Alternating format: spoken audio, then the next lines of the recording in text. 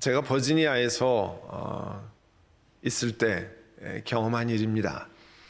한번 말씀드렸는데 저에게 사실 굉장히 충격적인 경험이었기 때문에 다시 말씀을 드립니다.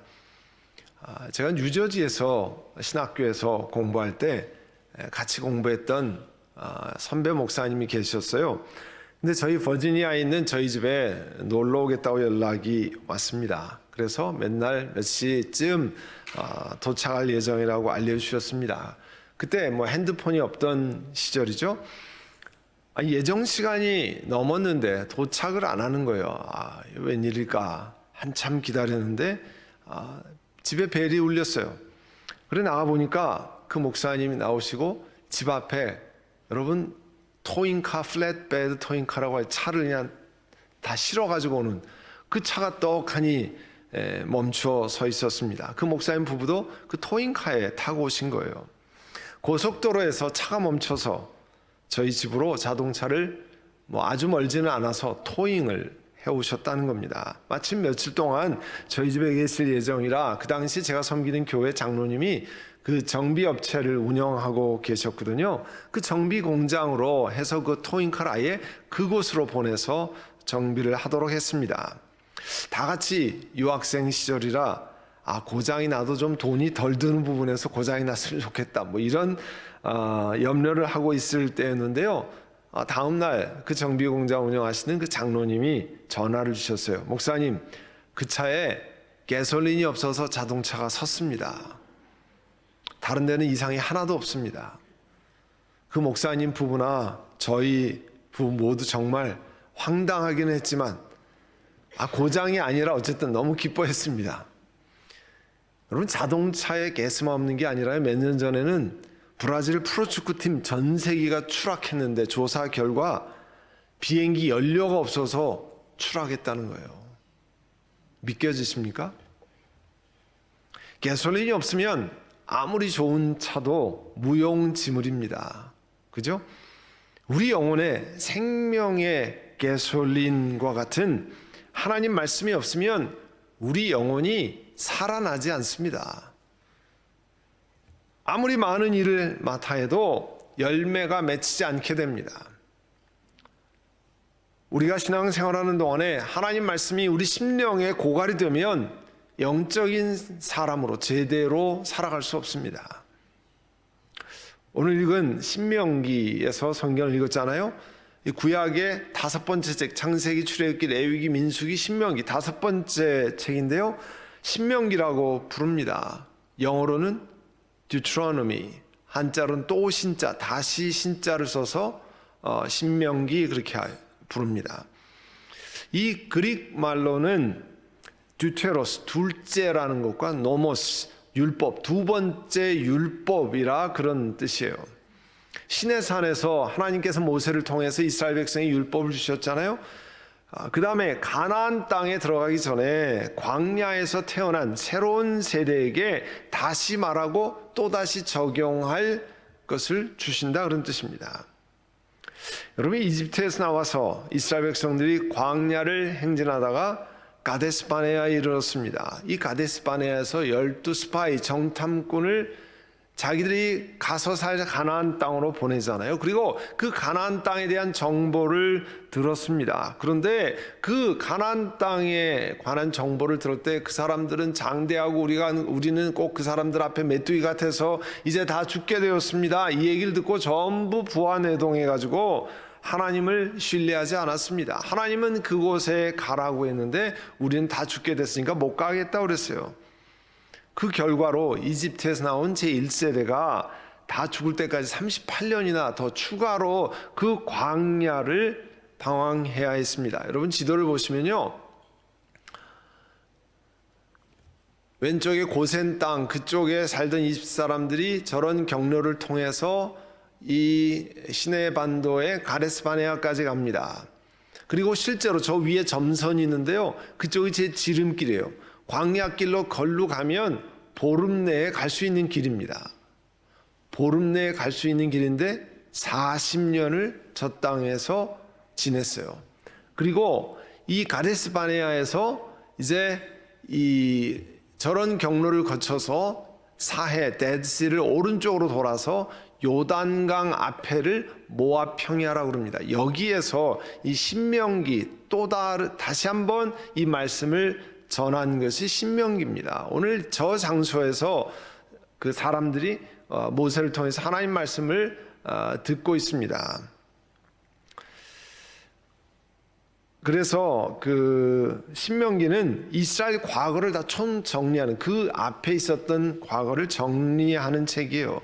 그리고 미래를 어떻게 살아갈까를 이스라엘 백성들에게 알려주고, 하나님 앞에 바르게 살려면, 믿음의 정도를 걸으려면 어떻게 살아야 되는지를 보여주는 목적을 가지고 있습니다. 그래서 신명기 1장을 보면요, 신명기 1장 시작하고 얼마 안 돼서 아까 가데스 바네아를 보여드렸잖아요. 이집트를 나온 후에 가데스 바네아라는 곳에서 하나님께 행한 그 스파이, 정탐꾼의 불순종 사건을 보여주고 있습니다.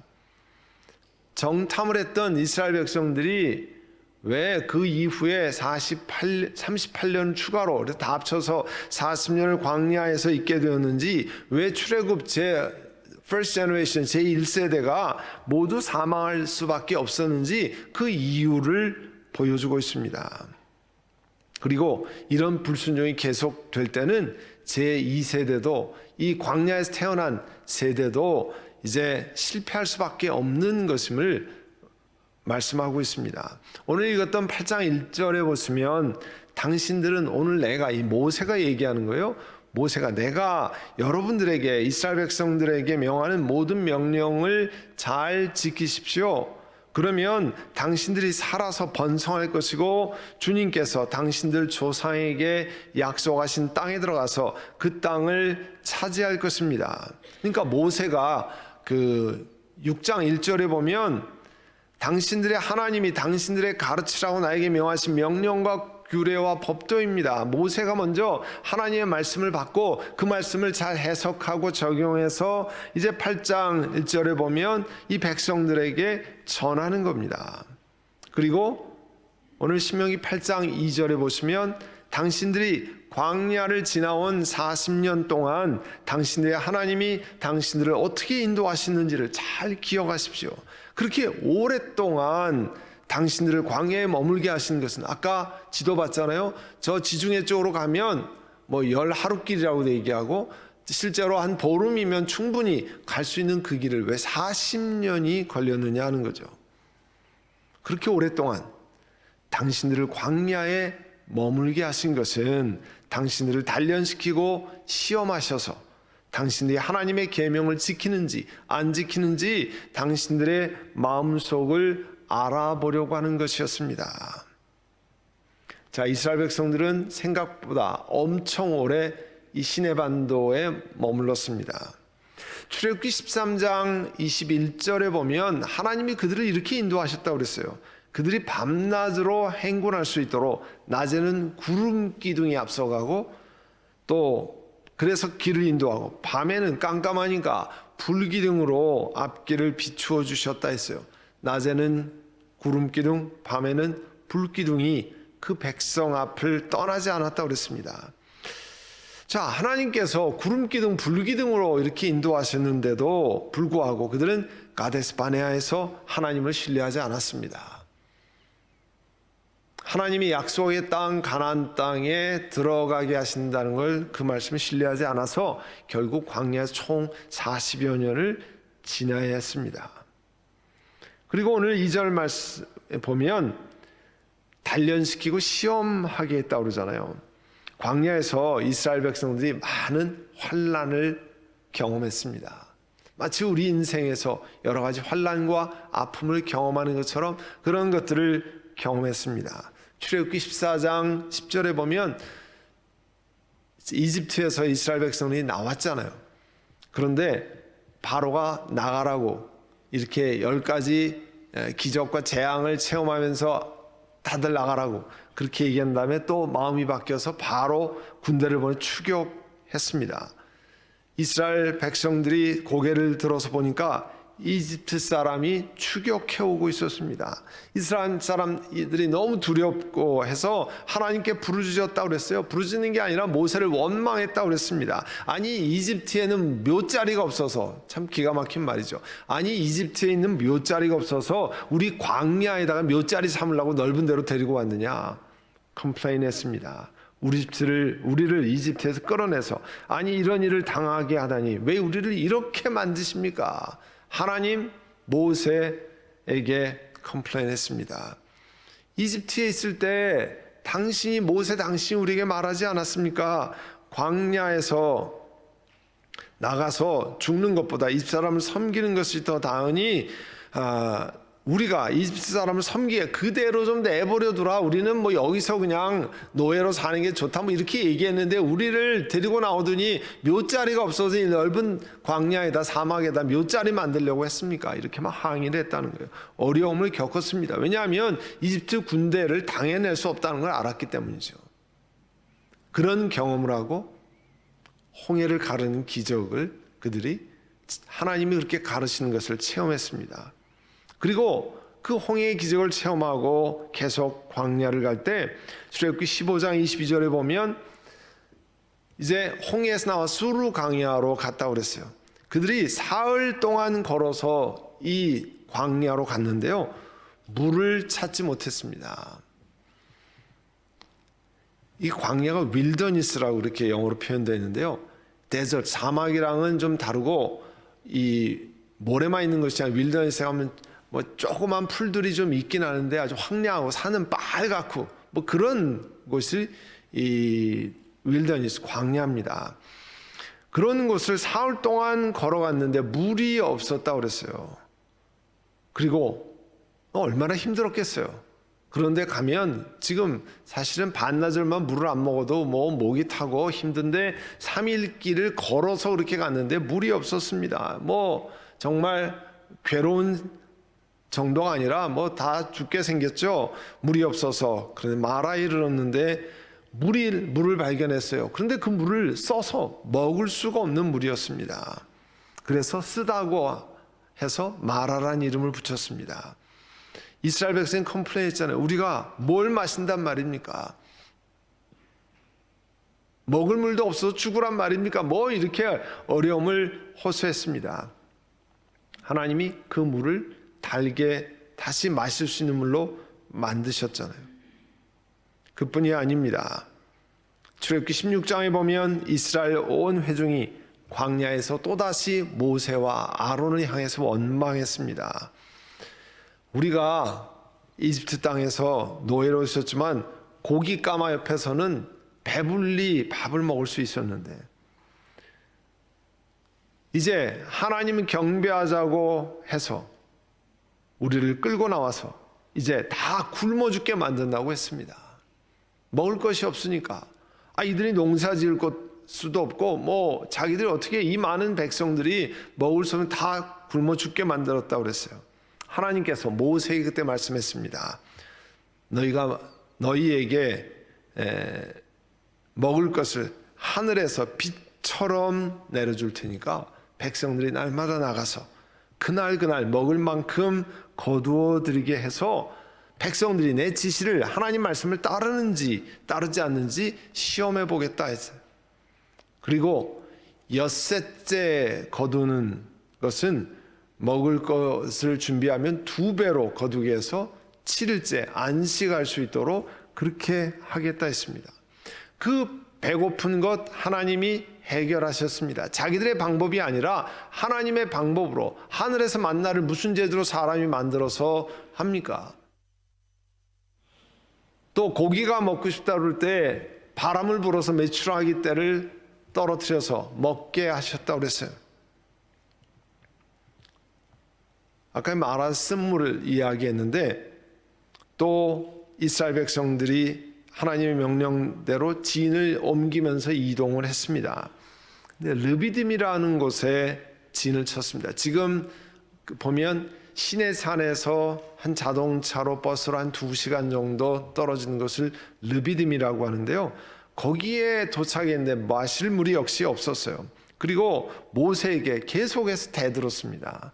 당신이 어떻게 해서 이렇게 우리를 목마르게 만듭니까? 모세가 앞에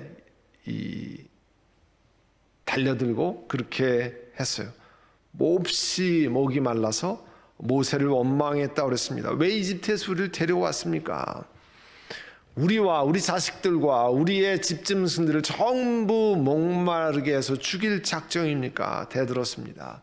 그때도 하나님이 문을 내셨어요. 그러니까 광야에서 하면서 그냥 늘 편안하게 그렇게 하는 게 당연히 아닙니다. 고통과 여러 가지 어려움이 있었어요. 그때마다 계속해서 불평하고 모세에게 항의하고 하나님께 항변하고 그렇게 했습니다. 그런데 오늘 그 40년을 다 통과한 다음에 요단강 앞에 모압 땅에 와서 하나님이 모세를 통해서 그렇게 하신 이유를 설명하는 거예요. 그럼 8장 2절의 하반절에 보시면 그렇게 오랫동안 당신들을 광야에 머물게 하신 것은 당신들을 단련시키고 시험하셔서 당신들이 하나님의 계명, 하나님 말씀을 정말 지키는지 안 지키는지 당신들의 마음속을 알아보려고 하는 거, 우리말로는 떠보려고 하는 거예요. 정말 하나님 말씀을 지키는지 안 지키는지, 그 사람의 중심이 어디 있는지를 알아보게 하려고 한다 그랬습니다. 3절에 보시면 주님께서 당신들을 낮추시고 굶기시다가 당신들도 알지 못하고 당신들의 조상들도 알지 못하는 만나를 먹이셨잖아요. 이것은 사람이 먹는 것으로만 사는 게 아니라 주님의 입에서 나오는 모든 말씀으로 산다는 것을 당신들에게 알려주시려는 것이었다 하는 거예요.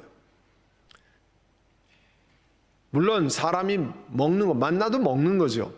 그런데 그 만나는 사람의 능력으로 해결하는 것이 아니라 하나님의 명령에 따라서 공급되는 하나님의 음식이었어요. 먹는 것으로만 사는 것이 아니라 하나님의 입에서 나오는 모든 말씀으로 산다는 것을 알려주게 하셨다는 거죠. 우리가 잘 아는 구약의 유명한 예언자 엘리야가 이제 아합 왕에게, 북왕국 이스라엘 아합 왕에게 얘기합니다. 내가 섬기는 하늘의 하나님께서 살아계시기 때문에 맹세합니다. 내가 다시 입을 열기까지 앞으로 몇 년 동안 이슬 한 방울, 비는 고사하고 이슬 한 방울도 이 땅에 내리지 않을 것입니다. 가뭄이 엄청 든다는 거죠. 그때 하나님께서 엘리야 예언자에게 이렇게 말씀하셨어요. 이곳을 떠나서 동쪽으로 가거라. 하나님이 말씀하신 거죠. 거기 요단강 동쪽에 있는 그리시네가에서 숨어서 지내는데 그 시냇물을 마셔라. 시냇물은 우리가 다 마실 수 있는 거니까 마셔라. 그리고 내가 까마귀에게 명해서 네가 먹을 것을 날라다 주게 하겠다. 자, 하나님의 말씀하셨습니다. 가뭄이 들 텐데 시냇물을 마시고, 그거는 우리 논리적으로도 이해가 되고, 그런데 그 다음에 하는 말, 하나님이 먹을 것을 까마귀를 통해서 공급해 주겠다. 그러면 잘 됐습니다. 이제 드디어 까마귀를 통해서 내가 밥을 먹게 되는군요. 여러분 이렇게 생각하시겠습니까? 거의 그렇게 생각할 사람이 없죠. 어떻게 까마귀가 나를 먹입니까? 그런데 엘리야 예언자가 성경에 보면 주님의 말씀대로 그대로 하였다. 하나님이 입에서 나오는 그 말씀을 순종했습니다. 그래서 요단강 동쪽으로 갔습니다. 그리고 그리시네가에 머물렀습니다. 하나님 말씀에 순종해서 그곳으로 간 결과가 뭐냐면 열왕기상 17장 6절에 보면 까마귀들이 아침에도 빵과 고기를 그에게 가져다 주고 저녁에도 빵과 고기를 그에게 가져다 주었습니다. 그리고 물은 그곳 시냇물을 마셨습니다. 자기가 음식을 책임진 게 아닙니다. 하나님의 말씀이 그를 먹게 했습니다. 그래서 사람이 음식으로만 먹는 것으로만 사는 게 아니라 하나님 말씀으로 산다고 하는 것이, 하나님 말씀이 임하면 우리가 알지 못하는, 우리가 말하는 miraculously, 정말 기적적으로 하나님께서 우리 삶을 공급하신다고 하는 것입니다. 그래서 마태복음 6장 33절에 너희는 먼저 그의 나라와 그의 일을 구하라 그리하면 이 모든 것을 너희에게 더하시리라, 이런 말씀을 의지하고 신뢰하면 이루어진다는 겁니다. 그것을 경험하게 하시려고 광야에서 그렇게 오래 머물고 어려움을 통과하게 했다는 거예요. 그리고 하나님의 방법을 보시면 8장 4절에 지난 40년 동안, 이제 40년을 통과하고 요단강 앞에 모압 평야에서 듣는 말입니다. 지난 40년 동안 여러분들의 몸에 걸친 옷이 헤어진 일이 없고 발이 부르튼 일도 없습니다. 어떻게 이렇게 되는지 우리는 이해는 안 됩니다. 그러나 하나님의 말씀이 그렇게 얘기하는 겁니다. 옷을 혹시 여기 40년 전에부터 계속 한 벌만 가지고 지금까지 입으신 분 없으실 거예요. 그죠? 근데 몸에 걸친 옷이 헤어지지 않았다 그래요. 발이 부르친 적도 없다 그랬어요. 우리가 설명이 안 됩니다. 그러나 하나님께서 그렇게 하신다고 했습니다. 또 16절에 보면 광야에서는 당신의 조상도 알지 못하는 만나를 먹이셨습니다. 사람이 준비한 음식이 아닙니다. 하나님이 명령하는 것 순종했을 때 매일 지내나가면 하루치를 가지고 와서 살아갈 수 있게 하셨습니다. 안식일 전날에 이틀치를 공급하셨어요. 단련시키고 시험하고 훈련해서 당신들이 잘 되게 하자는 것이었습니다. 하나님 말씀하고 있습니다. 우리가 인생을 마치 이스라엘 백성들이 시내 산에서 시내 광야에 40년을 지나는 것은 광야 같다 그러잖아요. 뭐 사실은 학교 나와서 그 다음부터 중년 그 모든 40여 년 그 시간 마치 광야같이 여러 가지 일을 통과합니다. 어렵고 힘든 일을 많이 겪습니다. 그러나 예수 안에서 우리가 기억하는 것은 우리로 하여금 하나님이 단련시키시고 훈련시켜서 어떻게 해요? 떡으로만 사는 게 아니라, 음식으로만 사는 게 아니라 하나님 말씀을 신뢰할 때 하나님이 살아갈 것을 공급하신다는 것을 경험하고 체험케 만든다는 거예요. 아멘. 추운 지방에 이 플랜트나 작물을 키우려면 이 비닐하우스를 만듭니다. 그래서 해만 들어와서 바깥은 추워도 안에가 따뜻하게 만듭니다. 잘 자랄 수 있는 환경을 만들어주는 거죠. 우리 영혼의 spiritual growth, 신앙 성장은 spiritual maturity, 신앙이 성숙하는 것은요, 하나님의 역사입니다. 내가 내 신앙을 성숙하게 만들 수 있는 게 아니죠. 다만 여러분, 농작물도 사람이 키웁니까? 아닙니다. 사람은 환경만을 만들어주는 거예요. 비닐하우스 환경을 만들어줘서 그 안에 따뜻한 공기를 하고 자랄 수 있도록 환경을 만들어주는 거고, 자라게 하시는 분은 하나님이시잖아요. 영적인 것도 마찬가지입니다. 우리 영혼에도 영적인 비닐하우스를 쳐줘야 돼요. 세상이 황량한 광야 속에서 비바람이 불고 어려운 속에서 영적인 비닐하우스를 쳐야 됩니다. 그러지 않으면 다 말라 비틀어지고요, 추위 얼어 죽고 그렇게 됩니다. 성경을 읽고 하나님 앞에 예배드리고 기도하면서 우리 영혼에 말씀하시는 하나님의 뜻을 들으려고 하는 그런 시간들, 그런 것이 영적인 비닐하우스예요. 영적인 가솔린을 우리 영혼에 담아야 됩니다. 오늘 1절의 말씀에 보면 당신들은 오늘 내가 당신들의 명하는 모든 명령을 잘 지키십시오. 그러면 하나님 말씀을 잘 지키면, 농사를 열심히 하면, 바다에 나가서 물고기를 열심히 잡으면, 그렇게 말씀하지 않고요, 모든 명령을 잘 지키십시오. 그러면 당신들이 살아서 번성할 것입니다. 하나님 말씀을 신뢰하고 순종하고 의지하면 당신들이 살아서 번성할 것입니다. 주님께서 당신들 조상에게 약속하신 땅에 들어가서 그 땅을 차지할 것입니다. 전쟁을 잘하면 열심히 지혜를 모아서 열심히 노력하면 그렇게 말씀하지 않고요. 하나님 말씀을 순종하면 당신들이 살아서 번성할 것이다. 생명을 살리는 연료인 하나님의 생명의 말씀이 우리 심령에 있게 만들어야 된다는 겁니다. 그래서 말씀을 가까이 해야 합니다. 여러분 오늘 주보에 혹은 온라인에는 이 구글 드라이브로 여러분 다 보내드렸는데요. 이 매일 성경 읽기 이제 다시 시작을 합니다. 오늘 1월 1일부터 이 스케줄에 따라서 이 가로넣기는 여러분을 성경 읽도록 도와주는 거지 정답을 몰라서 여기다 하는 건 아니죠. 여러분 또 주보에 보면 주보 안장에 이 표가 있잖아요. 주보 안장에 보시면 성경 읽기 표가 있습니다. 그 위에 영적인 훈련, 그 다음에 성경 읽기 기도 제목, 금주의 성경 구절, 또 가정 예배의 아웃라인 이런 것인데 이것을 스케줄대로 따라 읽어가면 여러분 적어도 한 번 성경을 읽게 됩니다. 하나님의 생명이 열려있는 하나님 말씀이 우리 심령에 있어야 우리가 살아난다 했잖아요.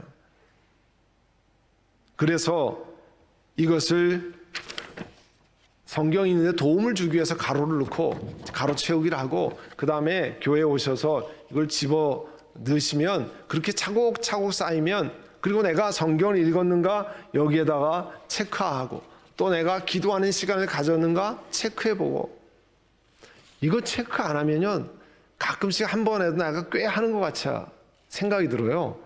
체크해보면 내가 이만큼밖에 안 해놓는구나 하는 걸 알 수 있어요. 우리가 많은 경우에 그렇습니다. 나 많이 하는데 하고 체크한 거 보면 그렇지 않은 경우가 많거든요. 그래서 도움을 드리기 위해서 여러분 개인 이 셀프 이그자미네이션 자기 점검을 위해서 말씀드리는 거예요. 그 다음에 중요한 것이 주일 예배에 듣는 하나님의 말씀입니다. 여러분 지금 설교를 듣고 있는데요. 설교는 하나님에 관해서 듣는 시간이 아니에요. 설교는 이 예배를 통해서 나에게 주시는 하나님의 뜻을 듣는 시간이에요. 그게 우리 개신교회의 예배에 가지고 있는 설교가 의미하는 겁니다. 설교는 목사님이 설교를 잘하네 못하네 그거를 하기 위한 시간이 아닙니다. 설교는 이 시간에 목회자를 세우신 목회자를 통해서 하나님이 나에게 보여주시는 뜻이 무엇인가를 받는 시간이에요. 여러분 회사에서 사장님이 여러분에게 중요한 지시를 내리면 여러분 어떻게 합니까? 사장이 그렇게 얘기하든 말든 내가 무슨 상관이 있어요? 이렇게 혹시 그렇게 살아가는 분 계세요? 그럼 그 다음 달로 이제 아마 나오지 말라 그러든지 이렇게 되겠죠. 영혼의 주인 되신 하나님께서 부족하지만 이 자리에 세우신 목사를 통해서 하나님의 뜻을 전달하는 거예요. 우리가 그렇게 듣고 싶어하는 하나님의 뜻을 강단에서 마이크로 확실하게 들려주는 겁니다. 그런데 문제는 안 듣는다는 거예요. 여러분 다른 거 다 할 수 있습니다. 근데 빼놓지 않고 해야 되는 게 뭐냐면 적어도 선한 목자 교회를 내 교회라고 등록하고 섬기는 분들은 매주일 선한 목자 시간 예배 시간에 증거되는 하나님의 뜻을 듣는 것을 다 기억하셔야 됩니다. 그리고 그래서 이 묵상 노트를 나눠드리는 거예요. 메모하시라고 잊지 마시라고. 이건 선교에 참여하는 분들 그것만 한 분 한 분을 다 위한 거예요. 저는 학교 졸업하면서 노트 필기 이제 끝났습니다. 이건 노트 필기가 아닙니다. 여러분의 영혼을 살찌기 위한 하나님의 생명의 말씀을 기억하게 만드는 거예요. 제가 반복적으로 말씀드리지만 중요한 거기 때문에 말씀드립니다. 저먼 심리학자, 독일 심리학자의 헤르만 에빙하우스라는 분이 있어요. 사람이 처음 새로운 것을 배우면 어느 정도까지 기억이 계속 남아있는가, 그리고 어느 시간이 지나면 점점 그걸 잊어버리는가. 새로 배우면 그거를 forgetting curve, 망각 곡선이라고 그래요. 여러분 지금 이 도표를 보면 여러분 지난번에 한번 보셨죠? 에빙하우스의 Forgetting God, 망각 곡선이라고 그러는데요. 처음 새로운 것을 들으면 20분 지나면요. 벌써 10분 지나면 망각이 시작됩니다. 생각이 안 나요. 그리고 가만히 놔두면 1시간 후에는 들은 내용 중에 44%만 기억합니다. 특별히 기억력이 좋은 사람을 제외하고는. 하루 뒤에는 70% 잊어버리고 30%가 기억이 납니다. 그러니까 가만히 있으면 기억이 나지 않는다는 거죠. 그래서 메모를 해놓고 다시 보는 거예요. 여러분 회사에서 사장님이 아니면 여러분의 보스가 얘기하면 왜 메모를 합니까? 잊지 않기 위해서 다시 보고 이거 해야 되는구나. 내일까지 이거 해야 되네. 일주일 후에까지 이거 제출해야 되네. 하는 거 아니에요? 가만히 있으면 이렇게 커브가 밑으로 떨어져서 한 달 지나면 20% 기억이 나면 정말 기억 잘하는 사람이 되는데, 이거를 다시 보면, 자, 처음에 복습하지 않는 경우에 밑으로 이렇게 떨어지는데요. 조금 있다가 다시 하면 그게 오랫동안 기억이 돼요. 2차 반복, 3차 복습하면 그게 계속 많이 기억된다는, 이건 리서치에서 교육학자들이 연구를 통해서 밝혀낸 곡선이에요. 그러니까 반복해서 하면 그만큼 오래 기억한다는 겁니다. 그 메모가 내 기억 속에 완전히 자리 잡으면 삶 속에 적용할 수 있습니다. 뭘 하려고 그러는데 기억이 안 나면 안 되잖아요. 우리가 왜 메모해서 5, 25, 9구단 왜 합니까? 아니었으면 5개, 5묶음이 5이면 이제 쉬어야죠, 막 한참. 그런데 25개, 이건 왜요? 암송했기 때문에, 이 메모리가 있기 때문에 얘기하는 거 아니에요? 하나님 말씀을 기억해야 내 삶에 이런 때는 이런 말씀으로 내 삶을 살아야 되는구나 하는 겁니다. 주일 설교를 듣고 가까운 시간에 5분, 10분 정도, 30분, 1시간 내려고 생각지 마시고요. 나는 5분만 시간을 내겠다, 10분만 내겠다. 그렇게 해서 몇 번을 좀 반복하기를 원한다면 마음에 많이 남게 됩니다. 그러면 여러분 하나님 말씀의 영혼의 생명의 양식인 하나님 말씀이 여러분 심령 가운데 새겨지게 됩니다. 그리고 그 말씀을 삶에 실천하는 겁니다. 그래서 하나님의 입으로 나오는 말씀으로 산다는 것을 여러분이 경험하셔야, 하나님 말씀의 귀한 것을 경험하셔야 영적으로 힘이 납니다. 그리고 생명이 있습니다. 이제 2023년 출발했는데요. 하나님 말씀을 여러분 심령에 새기고 또 그 말씀을 기억하고 삶에 적용하고 그 말씀으로 이스라엘 백성들이 만나를 먹은 것 같이 여러분도 삶의 생명의 만나를 경험하는 여러분 한 분 한 분 되시기를 간절히 소원합니다. 우리 잠깐 묵상으로 기도하겠습니다. 오늘 들은 말씀을 기억하고 하나님, 나도 이렇게 말씀을 묵상하고 말씀대로 살기를 원합니다. 이 시간에 우리 하나님 앞에 기도하겠습니다. 하나님 아버지, 인생의 광야에서 여러 가지 높낮이를 경험하면서 하나님을 신뢰하는 훈련을 하게 하신 것 감사합니다. 2023년에는 이제 하나님 말씀을 묵상하고 내 심령에 새기고 삶에 실천하고 그 말씀으로 영혼의 생명의 양식을 얻는 저희를 되게 하여 주옵소서. 그런 결단과 은혜가 있는 우리 한 분 한 분 되게 하옵소서. 예수님의 이름으로 기도드립니다. 아멘.